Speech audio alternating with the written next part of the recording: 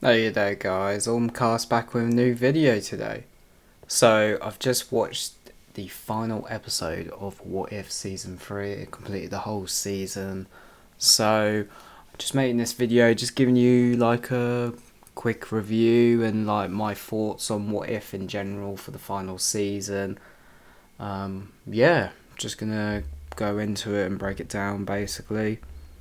And hope you guys enjoy this video. So yeah, What If Season 3 is out. It's finally finished now. It's all out to watch. So what do I think of it? What If in general is a really fun show. It's a really fun concept and idea because you could go anywhere with it, which is wonderful to be honest, because you could do infinite amount of stories, to be honest. How do I feel about the show though?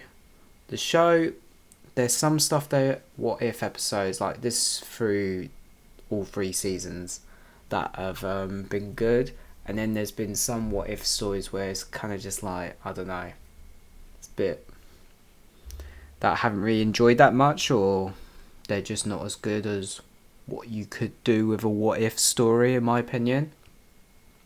But overall the show is really fun. It's just something fun for like to do in animation and that. But yeah, and obviously there's part of like the multiverse concept, which is like basically what we're in, like the multiverse saga in the MCU at the moment. So I do feel like with the multiverse saga coming to an end soon, that's one reason why What If is ending.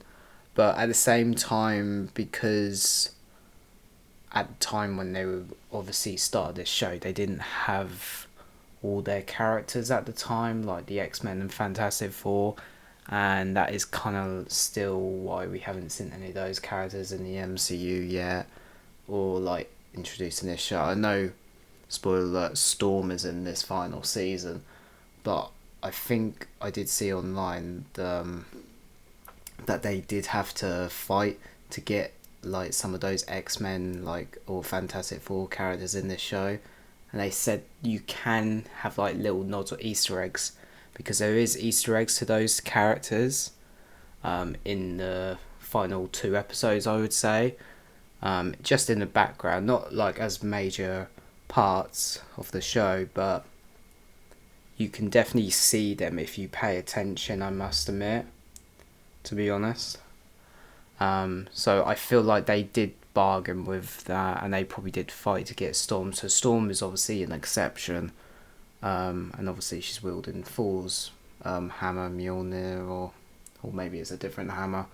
But she's got the power of Thor basically, which is pretty cool. Which I believe is a thing from the comics as well.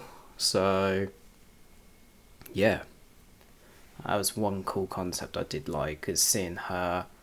Some of the what if episodes in this season, I feel like compared to the first two seasons, I feel like the first season is probably my favourite out of all three, to be honest.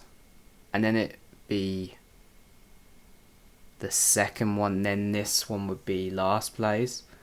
Just because the first two episodes I wasn't really into that much, like the first one where it's like sort of the kaiju sort of episode, like the kaiju Hulk episode with like the Pacific Rim sort of kind of concept to it, where the Avengers have all died and then obviously the new Avengers have to take their place, and then obviously these gamma monsters created by Bruce Banner, obviously these kaijus that they got to fight.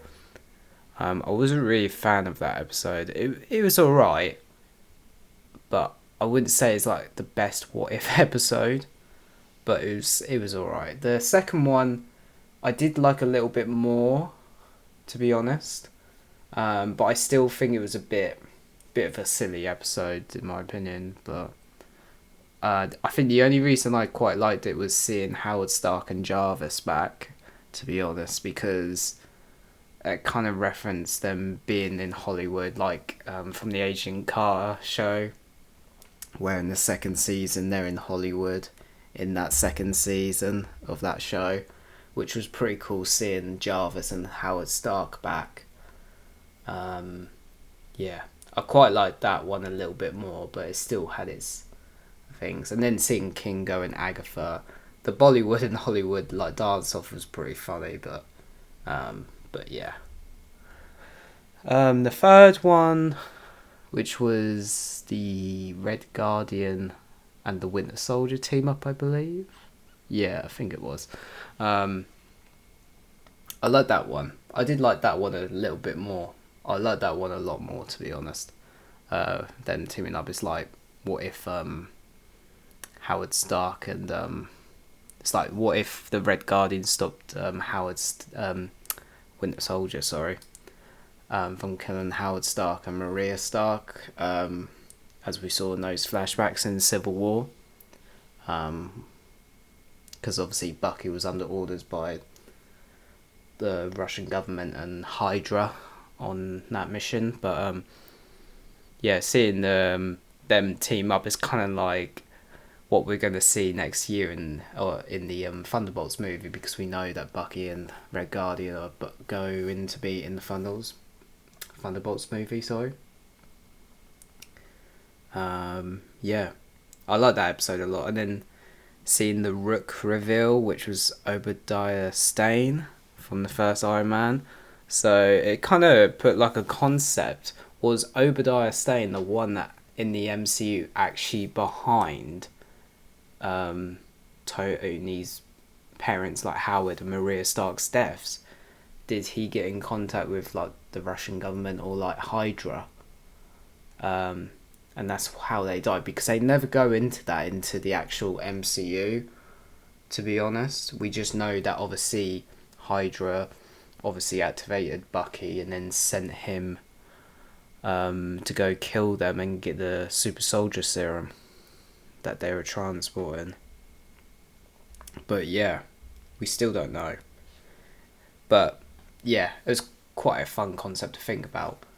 But yeah, you've also got the episode where it's mainly about Riri Williams, who's obviously Ironheart, and it's basically what if the Convergence actually did destroy the Earth, basically, where Celestial is obviously born.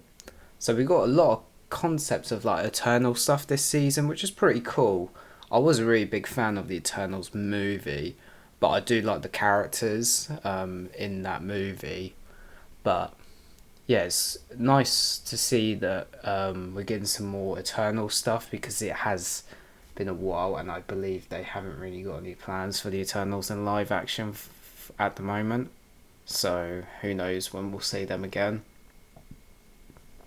But yeah, seeing Riri Williams, I feel like this episode would have worked better after Ironheart came out, because we've only seen her in Wakanda Forever at the moment. That's the only thing I say about this episode. But seeing Quentin Beck, Mysterio, as the villain, like where he's like the dictator of what remains of Earth, that was so cool seeing Mysterio again. Because I didn't think we were going to get any more Spider-Man stuff in What If since the first season, because we didn't in the second season. And we didn't see Spider-Man at all in the third season. We did see like another version, like in the final episode of Spider-Man, because it shows all these different variants of what ifs we could see. But yeah, seeing Mysterio again was so cool. I really liked seeing Mysterio. That was pretty decent and pretty cool. But yeah, you got that episode. White Vision was a menace in that, honestly. And obviously Williams becoming like this White Vision sort of getting the powers of Vision basically infused with her was so cool, to be honest. Seeing her team up with like Wong and Okoye and a few other characters was pretty cool. Yeah, but then we got like a silly episode as well, with Howard the Duck and Darcy as well. It's pretty silly, where it's basically a continuation of the episode from the first season, I believe, where four is like party four basically, where all like four and all the like alien sort of characters in the Marvel universe come to Earth, and obviously they have a good time in that. But it seems like this all the aliens stay on Earth, so Earth advances in technology and that so much so quickly, and then all the aliens learn about like magic and all that, vice versa basically, so fast. So it's basically a continuation of that, and then it's just funny seeing because Darcy and How the Duck hooked up basically. They have a kid and they got to protect this egg from basically everyone, like Shield and all like the like Marvel like alien villains and all that basically, which is pretty funny. Kind of like a couple sort of like soap sort of thing. But yeah, it was pretty funny. They have a kid and this like new character, this child is like a bird hybrid, sort of bird human hybrid person basically, is born, called Birdie, who we later meet an adult version in the last two episodes as Birdie basically, who's played by Natasha Leonis, I think that's how you pronounce her name, who is actually going to be in the Fantastic Four film coming out in 2025, which is pretty cool. Yeah, but I think she's playing a different character in that. But yeah, so we obviously see that. Yeah, we see that episode, which was pretty cool.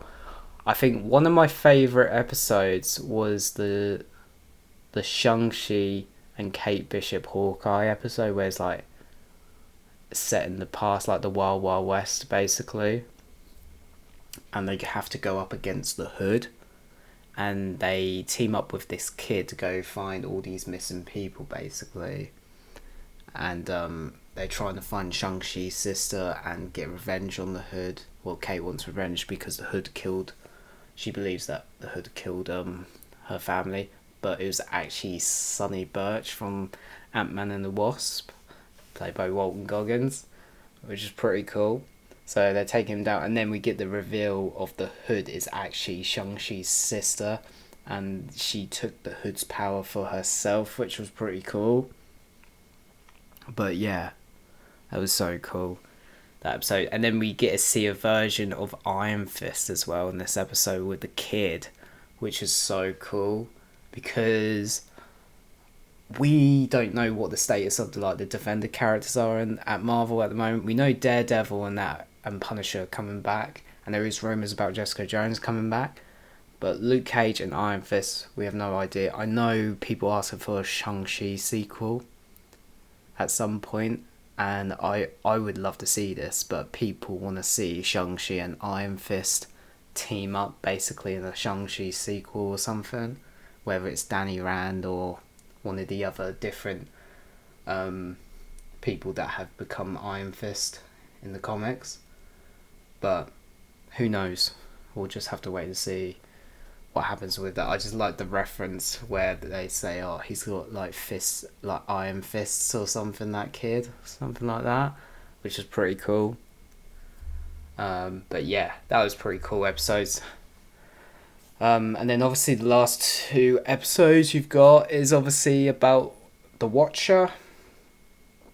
Yeah, about the Watcher mainly, in my opinion, and you meet like the other Watchers because basically the Watcher has been interfering too much in all these different realities. So yeah, so we get to see all these Watchers basically go after him basically, and they're not happy. So it's up to Captain Carter, Birdie, who we see who's all grown up now, and Kahori, who we met last season as well, and Storm wielding Thor's hammer, having to team up and take them down with the Watcher. And then we do get the return of Infinity Ultron in this as well, and we get to see a little snippet of Superior Strange Supreme Strange, I believe it was, who was a villain in last season, who brought back his universe. But yeah, that was so cool seeing all that. We do see Captain Carter sacrifice herself in the end, and she obviously like drains those other Watchers of their powers basically, and then the Watcher basically opens their eyes up when they're in Supreme Stranger's universe. But yeah, the concept of the show is just great. Seeing that ending though, where you see all the different like variants we could have had, like there was like the 6-armed Spider-Man, I believe, in one frame. You had a samurai Ghost Rider, which I thought, oh my god, I want to see that. You've got Riri Williams as the Punisher. I'm like, okay, give me that. You've also got a couple other ones as well. I saw Gamora in like a wedding dress, it seems. I'm not sure what that one's about. I saw one with Maestro, it seemed. There was a Deadpool one I saw as well. And then Thanos, but as Wolverine or Weapon X. And I thought, what the hell's going on here? But there was a few more as well that I did miss, but it was going so fast, so I was just like, oh my god.